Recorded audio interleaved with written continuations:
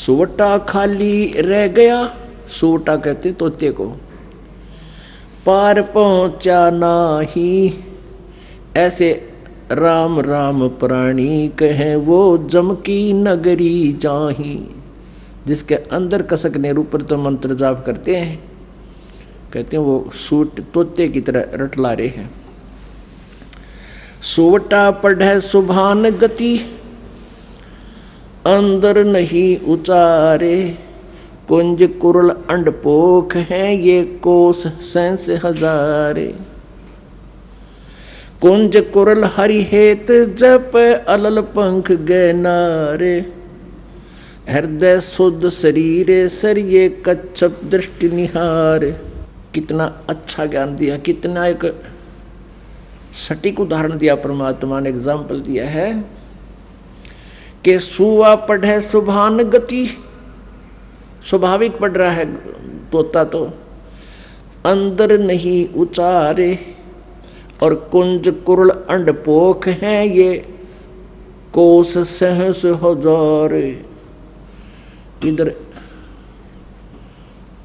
जो ये कुंज आती है ना, कुंज सर्दियों इनमें वर्षा के दिनों में कुंज आती है, कुंज पक्षी होते हैं, और वो इधर बहुत दूर से आती हैं, हजारों कोस दूर से हैं।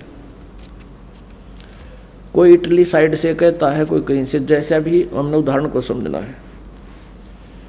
वहाँ अधिक सर्दी होती है, जिस क्षेत्र में अधिक बर्फ गिरती है वहाँ वो क्या करती हैं, वो अंडे वहाँ पैदा कराती हैं, कुंज पक्षी, और वहाँ से ये चल पड़ती हैं इधर जहाँ नॉर्मल टेम्परेचर होता है और जहाँ उनको आहार प्राप्त होता है, यहाँ आ जाते हैं। तो वो क्या करते हैं, आप हमने देखा वो, क्योंकि विशेषकर ये धान धुन होते थे पहले, उन धानों को खाने के लिए कुंज ज़्यादा पहुँच जाती थी। तो वो क्या करती थी, एक पल भी बोलने से बंद नहीं होती थी, कुरुल कुरुल कुरुल कुरुल यूँ करती रहती थी। वो अपने अंडों की कसक में उन अंडों की तरफ उनकी एक विशेष तरंग जाती थी हृदय से, कि मेरे बच्चे कहीं मर ना जा, मेरे बच्चों का क्या होगा।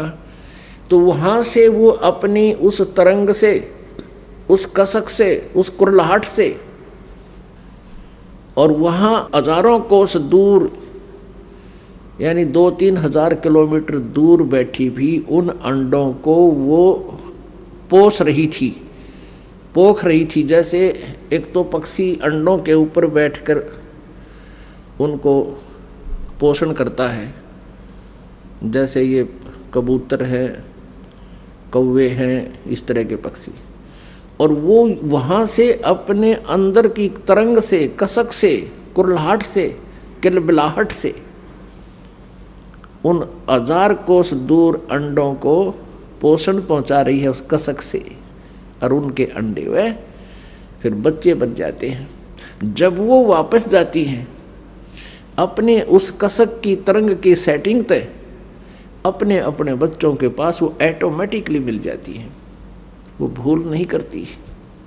तो यहाँ परमात्मा समझाना चाहते हैं आदरणीय गरीबदास साहिब जी, जिनको भगवान मिले, और भगवान परमेश्वर कबीर जी ने इनको अपने ही पाने का विधान बताया। वो क्या बता रहे हैं, सूटा पढ़े सुबान गति, अंदर नहीं उचारे, कुंज कुरल अंडपोख हैं ये कोस सहस हजार।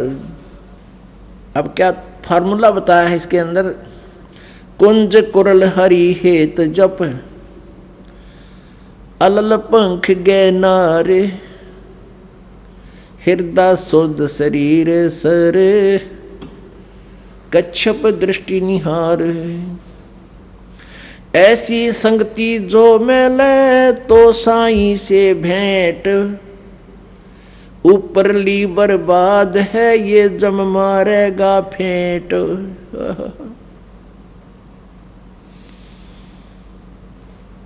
ऐसे यदि आप परमात्मा को याद करते हो तो आपकी सफल होगी, आपका साईं परमात्मा से भेंट माने साक्षात्कार होगा। कुंज कुरल हरि हेत जप, अलल पंख गैनारे, हृदय शुद्ध शरीर सरन्यो कच्छप दृष्ट निहारे। जैसे आप जी ने यजुर्वेद अध्याय नंबर 40 के श्लोक नंबर 15 में, मंत्र नंबर 15 में सुना, उसमें क्या लिखा है? वायु अनिलम अमृतम अथिदम भस्मांतम शरीरम ओम करतो समर किलबे समर और कर्त्युम समर। यदि तुमने ब्रह्म तक का लाभ लेना है, उसकी भी साधना करने का ये तरीका है। ओम नाम का जाप कर, काम करते करते कर।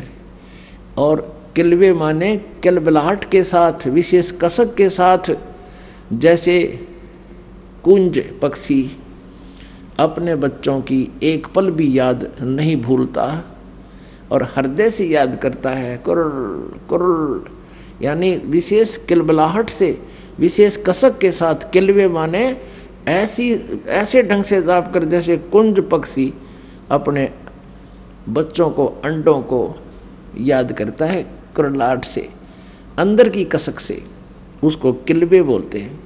और कर्तुम समर, अपने जीवन का मूल कर्तव्य जानकर के मनुष्य जीवन मनुष्य परमात्मा प्राप्ति के लिए ही मिला है। ऐसे भगवान जब, तो तब कैसे होगा?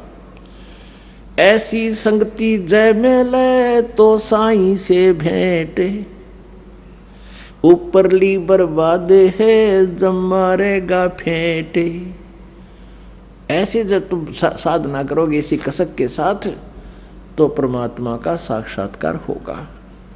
और ऊपरली बर्बाद है, ऊपर हाथ माला फेर दी, कहते परमात्मा कहते वो अच्छी बात है, अगर उसमें मंत्र में ध्यान रहा है तो वो सफल है।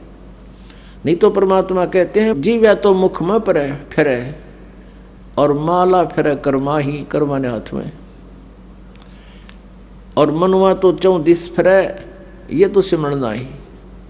विशेष कसक के साथ कहते तब परमात्मा मिलेगा। फिर और उदाहरण दिया है कि हृदय शुद्ध शरीर सर, सच्ची आत्मा ते सच्चे हृदय से, और ऐसे ध्यान लगा, ऐसे या उसको, जैसे ये कछुए जो होते हैं, कछुए तालाबों में रहते हैं, ये क्या करते हैं कि बाहर झाड़ियों में अंडे उत्पन्न कराते हैं। जो तालाब के आसपास झाड़ियाँ होती थी उनमें जाकर अंडे उत्पन्न कराते हैं और फिर रहते हैं जल में। तो अपने उन बाहर झाड़ियों में रखे अंडों का पोषण वो अपनी दृष्टि से करते हैं, बाहर से, जल के अंदर से। आपने देखा होगा ये कछुए, हमने खूब देखे दौड़ा पर तालाबों में, गामा में, तो न्यू इतनी गर्दन काट दिया करो न्यू बाहर न, और न्यू देखते रहा, और एक टक काफ़ी देर तक देखा हमने, कोई मिनट तक वो न्यू ऐसे एक टक देखते रहते हैं। वो उन अंडों को ऐसे ध्यान से पोषण दे रहे हैं। तो ये हमारा मेडिटेशन है कि जैसे आपकी आंखें खुली हैं, आप बैठे हो, मंत्र कर रहे हो, जब आप सारनाम का जाप करते हो तो आपका मेडिटेशन साथ में चलता है। ये विधि हम उसको उपदेश देते समय बताते हैं। तो हमारा जैसे हम यहाँ बैठे हैं और हमारा ध्यान उस सतलोक में है कि हम यहाँ नहीं रहेंगे, हमारा लोक यहाँ नहीं है, हम सतलोक में जाएंगे। जैसे एक अलल पक्षी होता है, उसको अनल पक्षी भी बोलते। अनल, अनल माने वायु होती है, अनिल, और वायु में विचरने वाला वो पक्षी होता है। अब बहुत से पक्षी ऐसे हैं, बहुत से ऐसे जानवर भी हैं जिनकी जाति नष्ट हो गई है। सदग्रंथों में एक ऐसे पक्षी का विवरण आता है कि वो अलल पक्ष कहलाता था, अलल पंखी पक्षी। वो वायु में रहता, ऊपर, बहुत ऊपर के स्थान पर है, और वो ऊपर से ही अंडे छोड़ देती है। मादा अलल अंडे भगवान का वाला छोड़ देती है, ऊपर से अंडे वायु में ही, आकाश में अंडे पैदा कर देती है। और वो कहाँ करती है? जहाँ केले के वन होते थे, वन, ऐसे केले फंसे रहते थे एक दूसरे में, तो वो उस स्थान का उनको आइडिया होता था, उसी के आसपास वो घूमते रहते थे। उसी केले के वन के ऊपर वो अपना उनको आइडिया होता था, वहीं रहती थी। वहाँ से अंडे छोड़ देते थे, भगवान वाला है। और वो अंडा अच्छा भारी होता था, नहीं इतना बड़ा 4-5 किलो का, और ऊपर से आता गड़गड़ करता हुआ, और आते ही वो केलों के वृक्षों पर गिरता हुआ उनके पेड़ों को तोड़ता तोड़ता फिर जमीन पर जाकर गिरकर गद से फूट जाता। अब वायु की घर्षण से, गर्मी से वो पक लेता, उसमें बच्चा बन जाता, और एकदम जब सीधा आकर धरती पर गिर जाए तो बच्चा भी मर जावे। वो केलों के पत्तों पर, ऐसे उलझे हुए पत्तों पर गिरता, जोर से उनको तोड़ता हुआ, यानी उसकी गति कम हो जाती, स्पीड कम हो जाती, और फिर गिरते ही फूट जाता।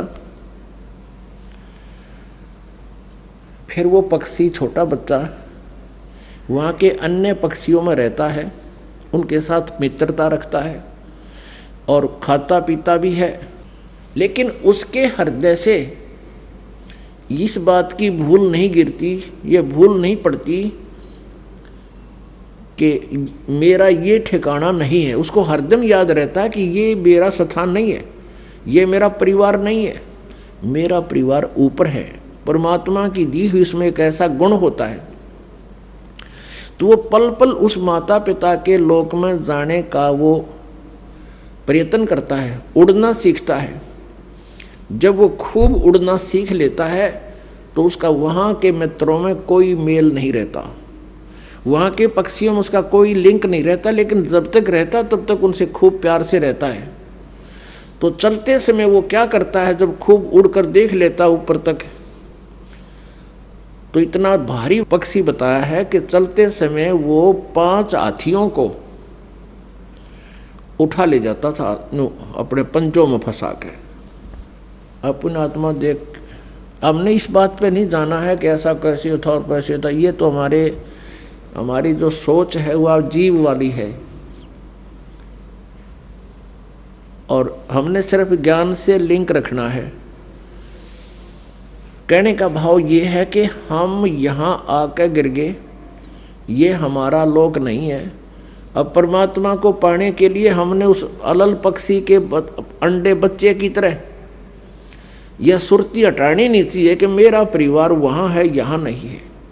जब तक हमारा संसार में संपर्क है, सबसे प्यार से रहें, और जब हम भक्ति करके दृढ़ हो जाएंगे, खूब भक्ति कमाई हमारी हो जाएगी, तब हम अपने ऑटोमेटिकली सीधे इस भक्ति को लेकर अपने सतलोक चले जाएंगे। अब इसको कहा है कुंज कुरल हरि हेत जप, अलल पंख गए नारे। अलल पंख, अब इसमें एक पंक्ति में परमात्मा की अमरवाणी में 3 एग्जाम्पल दे दिए हैं। कुंज कुरल हरि हेत जप, कुंज जैसे कुरलाहट से, कलबलाहट से, किलवे समर, हरि हेत जप, परमात्मा को प्यार से, ऐसे कसक से जप। और अलल पंख गए नारे, उस अलल पक्ष की तरह डगमग ना हो, पहाड़ की तरह अडिग इरादा रहे, वो अपने माता पिता के पास जाने का, सतलोक में जाने का। हृदय सोद शरीर सर, कच्छप दृष्ट निहार।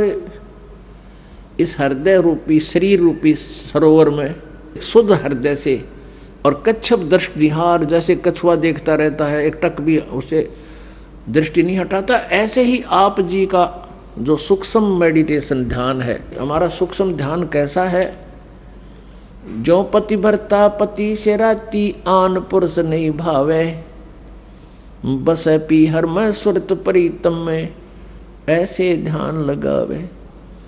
जैसे लड़की का विवाह हो जाता है, अपने मायके आ जाती है, लेकिन उसका अपने पति के प्रति वहाँ रहते हुए मौन रहती है, जिक्र भी नहीं करती। तो ऐसा हमारा ध्यान है जैसे लड़की अपने माता पिता के यहाँ रहते हुए भी अपने पति का ध्यान उससे हटता नहीं।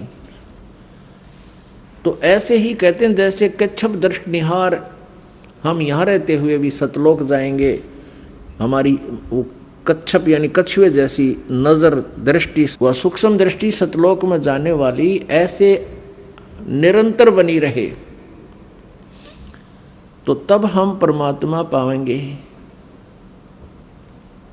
ऐसी संगति जो मिले तो साईं से भेंट, यदि ऐसा कोई संत मिले, ऐसी संगत वाला संत मिले, ये मार्गदर्शन करने वाला मिले, तो भगवान प्राप्ति होगी, परमात्मा का साक्षात्कार होगा। और ऊपरली बर्बाद है जब मारेगा फेंट, यानी जैसे ऐसी कसक नहीं है और साधना भी कर रहे हो तो काल तुम्हारे ऊपर कभी भी अटैक कर सकता है। जैसे सूरज के आगे बदरा ऐसे कर्म छयारे, प्रेम की पवन कर चुत मंजन जलक तेज नयारे। अपने आत्मा ज्ञान से और इस भक्ति के साधना से, सत साधना से आपके हृदय में एक विनम्रता आवेगी, एक विशेष प्रेम जागेगा भगवान का। और वो उस प्रेम की दशा बहुत अजीबो गरीब होती है। परमात्मा कहते हैं प्रेम छुपाया ना छुपे, जागट प्रगट हो, मुक्त चाहे बोले नहीं पर नैन देते हैं रो। जब आप परमात्मा की हम कोई कथा सुना है, कभी ऐसी कोई चर्चा चलती है, तो आँखों में ऑटोमेटिकली आंसू आ जाती है। तो समझो आपकी भक्ति यानी वो प्रेम की पवन स्टार्ट होगी है और परमात्मा अवश्य मिलेंगे। बोलो सतगुरुदेव।